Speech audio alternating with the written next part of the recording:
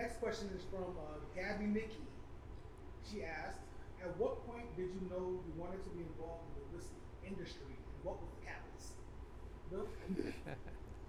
You grew up in it. Yeah, You changed your diapers here. Yeah, well, my family opened up their first bar here in 1885. Wow. So, I grew up with all the stories. I grew, it's funny because I used to joke that, I didn't have it bad, my grandparents with Prohibition or Spanish flu, or they lived through it all. We had bars doing it all. And then I finally now, when I look at my great-grandmother and my grandmother, I'm finally on par. Like I finally have suffered the same sort of, the way I feel like I've earned my stripes with them, and they would be happy. Why did I get into the business? I got the family back into the business because I was in the video store business. Oh. And my brother and I saw the writing on the wall by 95. The company started in 81, and we could see, 94 was a record year, 95 fell off, and we started looking, we've got to exit, we got to get out. And we were thinking of what to do, and I was like, let's get back into the bar business. I love bars. I mean, I was spending 5 nights a week at the end of the bar. That's all as soon as I got off work, straight to the bar. I just loved them. I've loved them since the drinking age was 18 in DC when I was growing up. So can you imagine the number of decisions that were made here in the district at various bars? Yeah.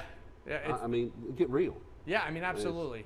At any tavern. I mean, right? I mean, taverns were once the political center of anywhere, right? It was all about that, break out the cider or the drink of choice of that day, and this is how we're going to make our decision. We sit down, and that's how it's going to be. Yeah, I mean, that's where I couldn't remember which congressman or senators it was, but they mentioned in the old days they would come into an impasse on congressional floor, Senate floor. They would head over to like the Hawk and Dove and sit and have pints, and they would work through that bill. We're going to work through it. They're going to work through it. Like back when it was more, Americans from two different parties just working through something. You're hungry, you're thirsty, you're rung up. We need to sit down. What would be the term? Step back from it for a moment. Let's sit down and dispense with the formalities. Yeah. And I only wish we could have. You have to be careful now. You can't walk up to a bar and talk politics. No. Because everyone misinterprets. You can't do anything. I miss that. That's the one thing I miss about the bars the most. I have to tell folks real quick, when that kind of comes up in conversation, I'm neither a member of the Red Party nor the Blue Party. We're members of the Green Party. Yeah. And what was it? They actually had the whiskey, what was it? The Bourbon Consortium or the Bourbon Trust? Oh, come on, what was that? We're doing E.H. Taylor days here. Come on, man. I depend on you for things like this. I know. I'm trying to think of, I mean, obviously Henry Clay's famous lubricating the wheels of Congress. Absolutely. The great statesman himself. But yeah, I miss the fact that a bar was once a place where you could have thought and people respected it, and now we no longer have that discourse, and that's a problem. Nobody listens to each other. I miss like sitting at the bar and just meeting new people, and just from wherever they're from, and hearing what they thought or what politically they thought or what art, or it just but politically, DC, we're all political junkies, and now you don't dare talk politics because someone will be offended or someone will get upset, and I miss that. That's the one thing I do miss. And I've got friends on both sides. Obviously, traveling to Kentucky, you don't leave the most blue city and then travel to one of the most red states. No. Right? No. I mean, if you're not open to hearing other individuals, then don't go to Kentucky. No. From DC. You will hate it. They are right. Don't step foot equal there. opportunity offenders. Yeah. You don't like our apples? Don't shake the tree. I'm going to say that this is a funny story. Now I'm not going to name who it is, but I was invited by the democratically elected mayor of Louisville to the Kentucky Derby. Okay. All right. And I'm in the paddock, looking at the horses. This was done before. This was Oaks. I'm at Oaks, and we're in the paddock looking at the horses before, kind of all the, if you're with somebody important, you get to do these things, right? So you're with the mayor. I'm looking, and I know one of the Republican Kentucky senators, and he comes walking by me in the paddock, and he whispers, he goes, "Traitor." And I was just, but he was laughing. We were like, I was like, it just, You have to run with the dogs and be friends with the foxes. Yeah. Yeah, but it was, it just, but it's funny because those two guys totally respect each other. If you can find the people that are that middle ground, we have some of that clientele virtue. You just need to get they are them. both on opposite sides of the aisle, but when it comes down to sit down, enjoy each other's time, ride bicycles, have Sunday brunch, Yeah, it's if it wasn't so polarizing to even be seen talking to that person, because those two guys are both great and both, could get along and find some common ground. But it's almost like you can't because somebody else in the party, either party, is going to say, no, don't talk to them or don't do it. I want to jump into this conversation so bad. Oh, sorry. Please. I hate to go. Come on over. Here's plenty of room for you. Yeah. So, Tom. Hey. Sorry, I'm sorry. I hope I was a... No. I love it. Tom, I want you to answer the question. At what point did you want to be... Did you know you wanted to be involved in the whiskey industry, and what was the catalyst? You know the truth here. And if I don't tell you the truth, you're going to call me out on it. Okay. Here it is.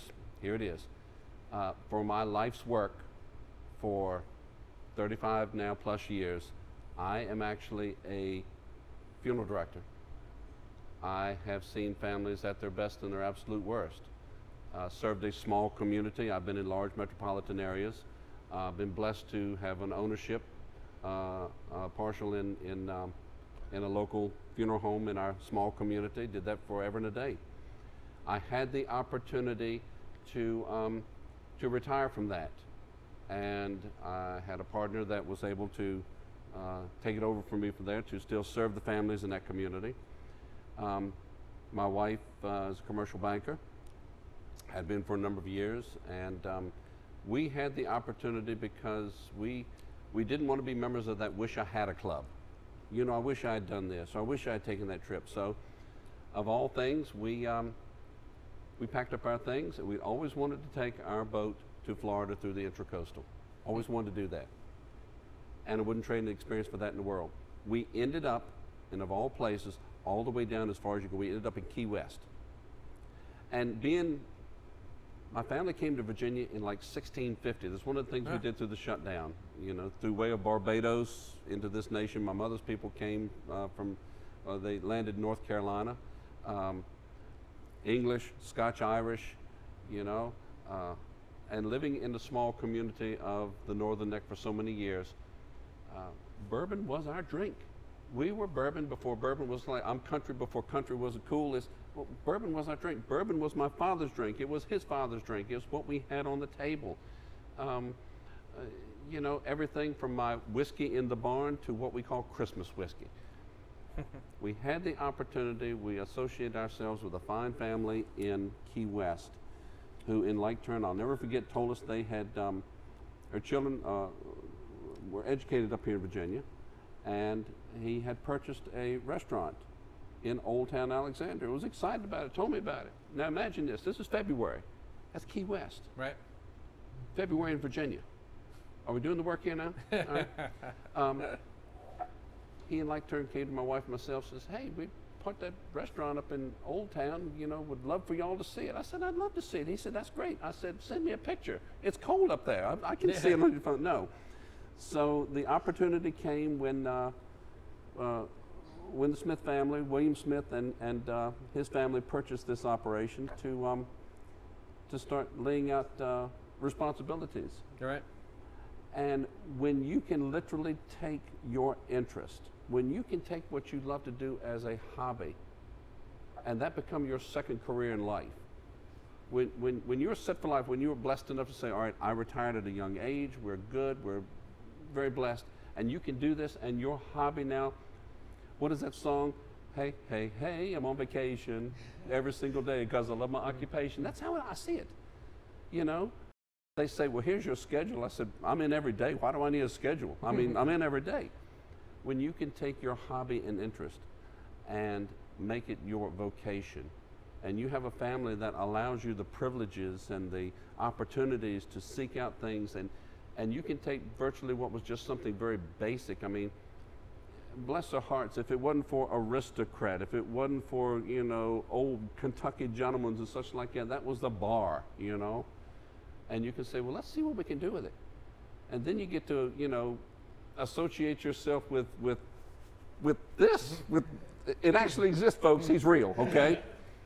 And you get to meet people, and you get to have the opportunity to have folks like Brocky come in and says, let me tell you where we go. Let me show you what we do. There's nothing like it. There is nothing like it. When folks ask me, and you know the saying, somebody asks you, how you doing? My general response is, I am too blessed to be stressed, because that's how I feel about what this can do and bring everyone together to enjoy life as it should be enjoyed. Because every day is a holiday and every meal is a feast. For what we've just been through, every day is Christmas. Every day.